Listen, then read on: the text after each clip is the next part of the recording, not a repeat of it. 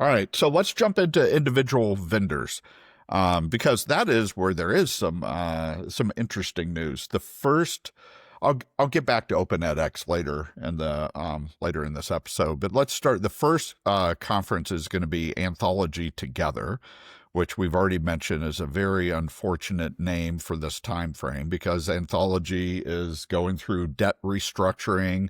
Blackboard is actively being shopped for sale. So they're looking at one of the ways to deal with the debt is to break up the company, which could include Blackboard being its own company again, or Blackboard being part of some other strategic company's portfolio. We don't know the answer. But given the fact that Anthology's position is together, we have a suite of tools and they all fit together, that messaging is going to be pretty tough. So I guess I'm already answering my question of what I'm looking for then. It is unknown what the status of Blackboard is as a product line, as a company. It is quite clear that in the debt ratings agencies are very clear. Something has to happen. They cannot manage their debt, and their debt holders are forcing a change. And I was hoping for their own sake that there would be an answer. So you go into Anthology Together and they say, here's the answer. Here's what's going to happen to it. It's getting pretty close where it's not that we're not going to have an answer as we head in there. At the same time, they've been the most aggressive in investing in their own AI tools within the product line, typically without monetizing or charging extra, which is an expensive proposition. So I have to admit, I think that conference is going to have the biggest immediate questions to answer. What are you guys looking for, particularly for Blackboard, and what they might announce, or what I should be? So I'm the only one of the three of us who's going to that conference. What should I be looking for?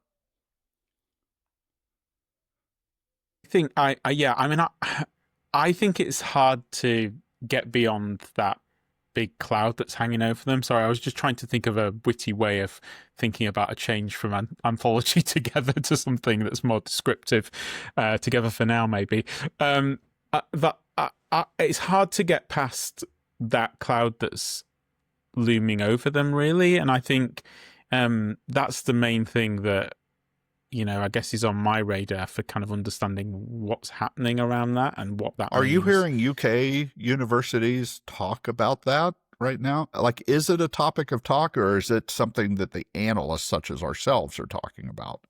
I think often those things rarely cut through to the universities themselves. And so I don't often hear that. And I would say that even in relation to some of the travails of OPMs as well, actually.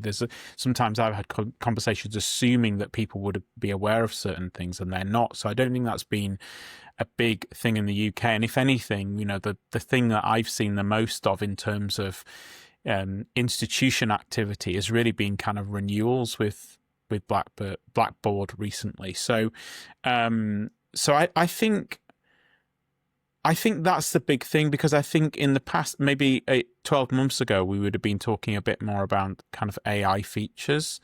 Maybe we'll get on this in terms of a more general point, but I feel like there's a bit more of kind of AI feature consolidation going on at the moment. And so consolidation between vendors? Sorry, consolidation is not the right. Consolidation in terms of a consolidation of AI features. So rather than going further and progressing and developing more and more features, I think there was a flurry of activity across the different vendors in different ways, and actually just seeing things like Blackboard talking a bit more deeply about their AI conversation tool rather than the next new thing. That's what I mean, essentially. So yeah, that's kind of where I'm at in terms of, I just think that's such a big potential story that it's hard to get beyond that. And I'm not seeing lots of stuff product wise across the piece that makes me think, oh, well, I'm looking for this or looking for that. I mean, you're always looking for impact I suppose, around some of the things that they've done in the past and the way that they've kind of evolved the product in the past. You're kind of looking for impact. But yeah, for me, it's the kind of question mark over Blackboard that's the big thing. Although I would say before we go to Morgan, what you're describing and beyond the cloud of what's happening with their debt, their adoption is, I think, what you're implying is if they're consolidating on existing features, then one of the biggest questions is more and more they're going to need to show usage, that colleges and universities are using these tools in a meaningful manner. So that's something to watch for. Morgan, what are your thoughts on that? So, one, I hope this is the last conference in a long time that we get to go, you get to go to Las Vegas. I think Las Vegas needs to be done as a conference venue, just to answer a trivial question first, but an important one for me. But secondly, I want to see where they're going next with the AI. I mean, they were first out the gate. They approached it in a much more comprehensive sort of way than the other places. But like, are they going to kick on and go to a next thing? Because especially last week or the week before, when you were telling me about the Google meeting that you were at for the first time, I had also been at InStride Impact Conference, and Lev Gonik was one of the keynotes there. But just talking about the vision for ASU in terms of the LMS and AI there was very different from what I've heard from vendors. So I want to see if they've evolved into what we're starting to see from Google and from the ASUs of the world, or is it going to be stuck sort of tweaking some of those sort of fairly nice but fairly humdrum kinds of things that they're doing. So that would be sort of one thing. The other one is and this is a particular interest of mine and maybe not broadly shared, but about the continuing education and non-credit market. That's one thing I'm going to be looking at extensively with Instructor and D2L. But Blackboard or Anthology actually has all the bits in place, but they just don't talk about it.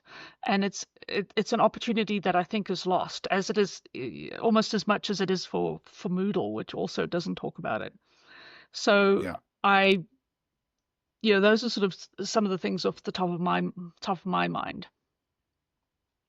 Yeah, if I can jump in there, I think there's some really interesting points there, and I think there's some general themes there. I mean, the continuing education short course thing is really front of mind for me at the moment, and I think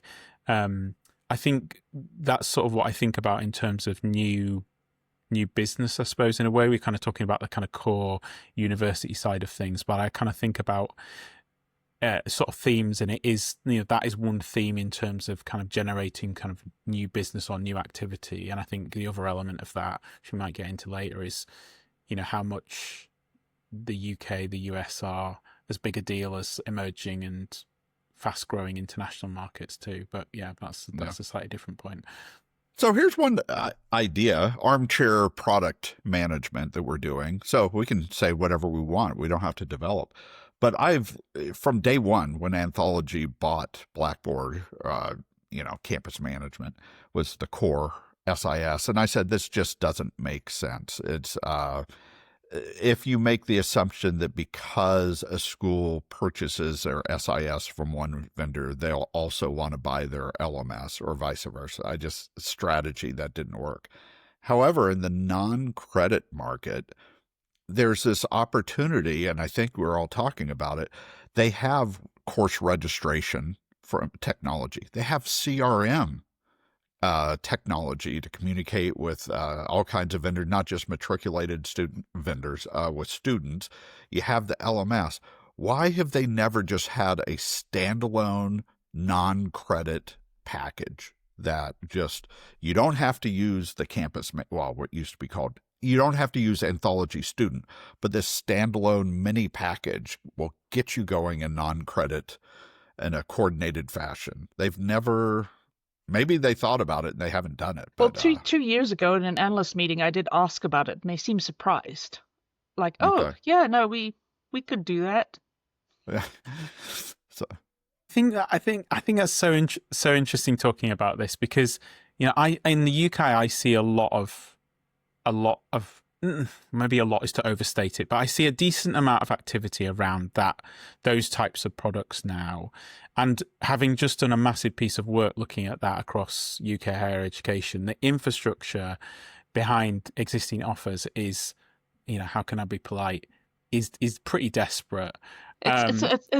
It's an area where there's a massive amount of pain on the part of customers. Yeah, absolutely. And I think that's interesting to juxtapose with what we've been talking about AI features, because there's part of me that thinks, I'm really interested in a new innovative approach and to take things forward and to really develop the product. But also part of me thinks, well, to an extent, what's the incentive for the company? Because I think on another side of the kind of coin, if I ask myself, am I really seeing lots of innovative AI usage in higher education pedagogy?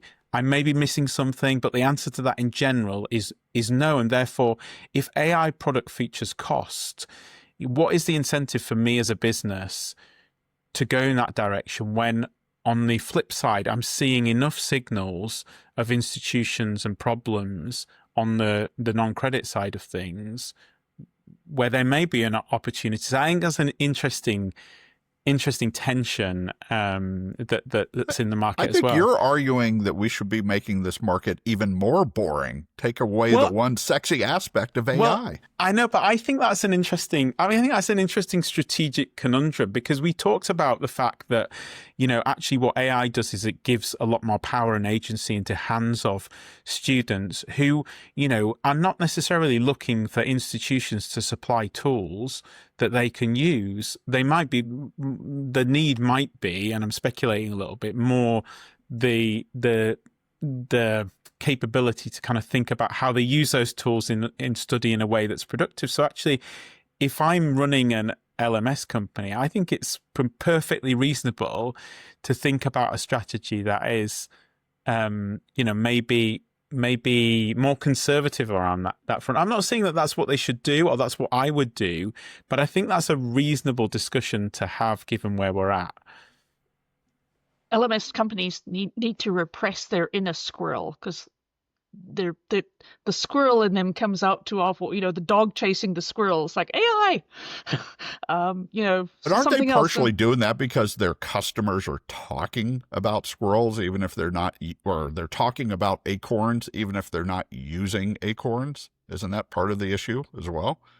I think it is, but they need to really work with their customers to explain that, hey, we got to solve these other problems, and really work with them around that rather than pandering to it. And in the early days of Instructure, we used to see them doing that. It's like, no, we're not going to do that. We're going to solve this problem.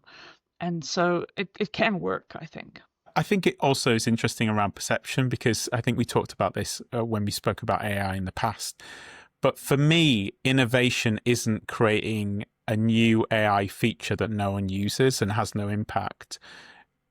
Innovation for me is a lot more using AI to solve a reoccurring or common problem in a way that just reduces loads of friction and actually makes people think, great, this is really actually useful. And I think, just going back to what we were talking about earlier, the ways in which the new banking apps have done that, I think, has been an example of a product in like another realm that actually I can think of a few products that make me think, this is actually really good now. This has actually really solved the problem, or it makes my life a bit easier.